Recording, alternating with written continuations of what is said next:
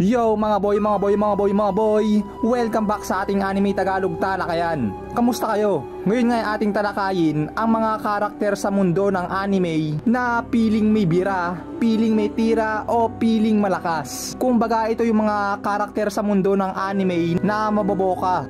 Kesyo sila daw yung pinakamalakas, pinakamahusay, sila daw yung pinakamagaling, mga ganon. Pero ang totoo ay hindi naman. At syempre bago tayo magsimula ay dapat nakasubscribe na kayo sa ating channel. Huwag nyo kalimutan na isama ang ating notification bell para updated kayo lagi sa ating mga anime Tagalog talakayan. Okay mga boy, ating nang umpisahan. I keep on working, got purpose and worth. Music's my cure and this world is my purse. Get rid of this curse with every verse. Of course I've been hurt but some have been much worse. Leave me alone, get out of my head. Block out the opinions until I am dead. They all go to sleep but you listen instead. Listen some more and you'll cease to regret. I keep on working, I got it on track. You gonna see my name up on the flag. I sail this ship and I'll never come back. I keep this bitch on the line to attack. Never look back, I make a record like Crash. Top of my bracket I smash, hot like a pack. I'm about to stack it like cash. It's gonna happen so fast.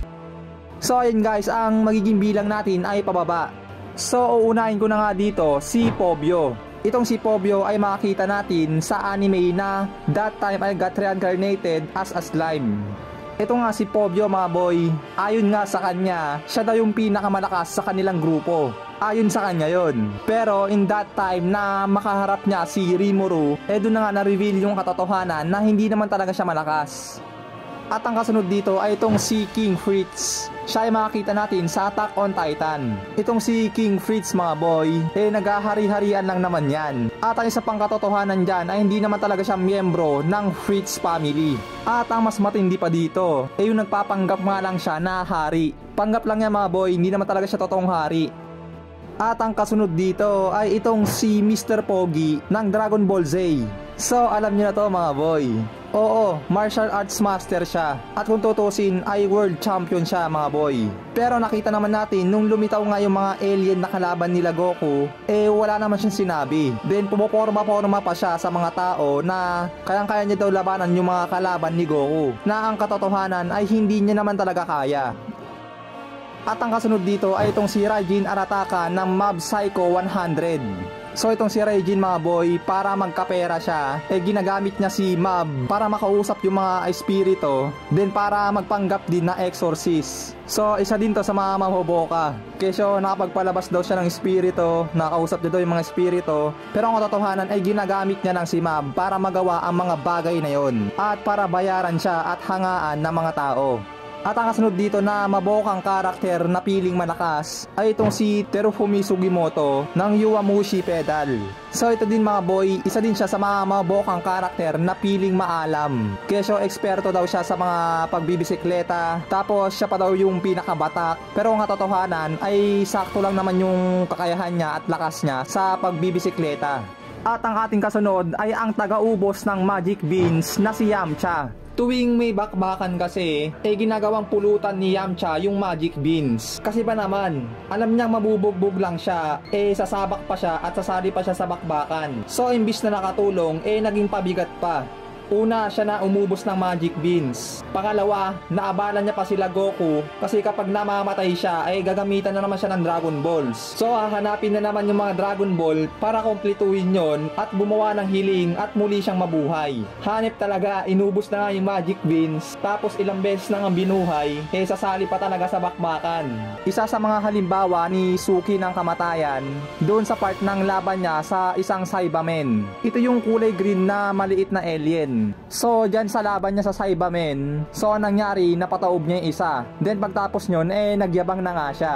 Tapos sinabi niya pa na hindi naman daw kalakasan yung mga Saibamen na nakalaban niya. お前たちが思っているほどこの化け物たちは強くなかったようだな。残りの4匹もこの俺一人で片付けてやるぜ。 Pero pagtapos nyon, kala niya nga napatumba niya na.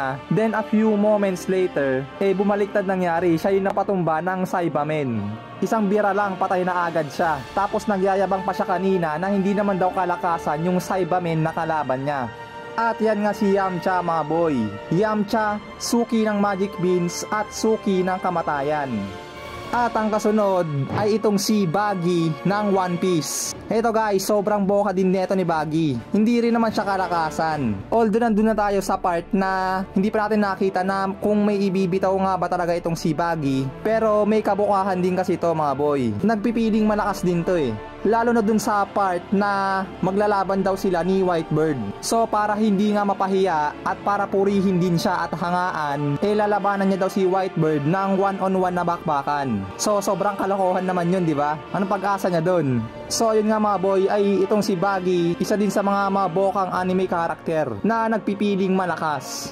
At ang kasunod natin ay itong si Monaka ng Dragon Ball Super. So para nga mahikayat ni Beerus sila Vegeta at Goku na magpalakas pa ng magpalakas, ang ginawa ni Beerus ay kwentuhan itong sila Goku tungkol dito kay Monaka. Then kwento ni Beerus kay Goku na ito daw si Monaka, siya yung pinakamalakas na nakalaban niya. Ayon kay Beerus yun mga boy. Bali nga para mahikayat niya kasi sila Goku na magtraining at magpalakas. So ang ginawa ni Beerus sinabi niya na si Monaka daw yung pinakamalakas na nakalaban niya. Pero ang katotohanan ay isa lang delivery boy itong si Monaka. Bali pinanindigan niya lang din yung kwento ni Beerus para nga magpalakas pa ng magpalakas sila Goku. At saka binigyan kasi siya ni Beerus ng limpak-limpak na ginto para sa isang kondisyon na yun nga ay magpapanggap siya na isang malakas na nilalang upang mamotivate si Goku na magpalakas pa ng magpalakas.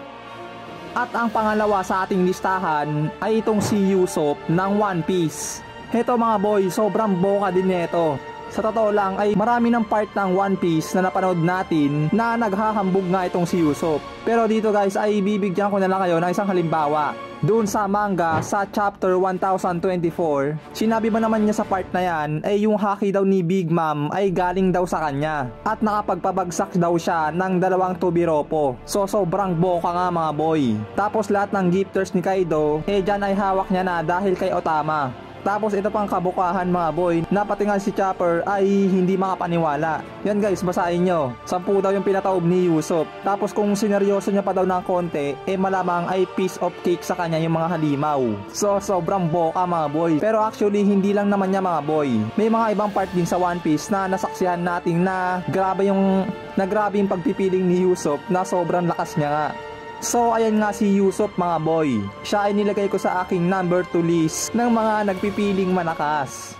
At ang last dito, alam nyo na, walang iba kundi itong si King ng One Punch Man. Bali sa lahat ng karakter sa mundo ng anime, para sa akin guys, itong si King ang pinaka maboka. Grabe kasi yung pagpapanggap nito na sobrang lakas niya daw. At ang mas matindi pa dito ay kabilang siya sa Class S Hero sa Hero Association. Siya ay tinagurian pa nga na strongest man on earth. Pero ang katotohanan guys, simula kasi sa una sa pagkabata niya, sa tuwing may tutumba o bubulagsak na halimaw, nagkakataon kasi na nandun mismo si King. Kumbaga swertihan lang guys, kapag may namatay na halimaw, saktong namamatay kasi sa harap ni King. Pero ang katotohanan ay hindi naman siya nakapatay nyon, bumulagsak lang sa harap niya. So nangyari na sana yung mga tao na may namamatay na halimaw sa harap niya. Then nangyari, tinagurian na siyang strongest man on earth, tapos kinalaunan ay inilagay pa siya sa Class S Hero sa Hero Association. At ang mas matindi pa dyan is yung kanyang summoning jutsu na si Saitama, na kapag tinawag niya nga ay sumasakto din na darating si Saitama para wasakin yung napakalakas sa halimaw. So mangyayari, yung maswerteng pagkakataon na naman yon na makita ng tao na siya ngayong nakapagbabagsak sa halimaw, which is kay Saitama dapat ang credits. Bali ang ginawa niya lang kasi ay sinamon niya si Saitama. So si Saitama ang sumuntok, then namatay uli sa harap ni King. So instead na kay Saitama dapat ang kredito, napupunta kay King. Kaya nagbumuka siyang malakas mga boy. Na ang totoo ay hindi naman. Kumbaga yung panlaban niya lang is yung panindak, lalong lalo na dun sa peklat na sa mata. So magkakaiba din pala guys no, may nagpipiling malakas para sa kasikatan, meron naman para sa pera, at meron namang normal na kambugan lang para magmukha mahusay, at meron namang nagpiling malakas pero patay agad, at yung isa naman ay dahil sa isang kondisyon at dahil sa isang pabuya, at yung isa naman ay pinanindigan na talaga yung pagiging piling malakas para sa karangalan kahit nakataya pa ang sariling buhay. So ayun nga mga boy, ang mga piling may bitaw, piling may bira at nagpipiling malakas na mga karakter sa mundo ng anime. And kung may idadagdag pa kayo mga boy, nakilala nyong karakter sa mundo ng anime na nagpipiling malakas din, pakicomment na lang dyan sa ating comment section below para malaman ko din kung sino-sino nga ba yung mga anime karakter na yon.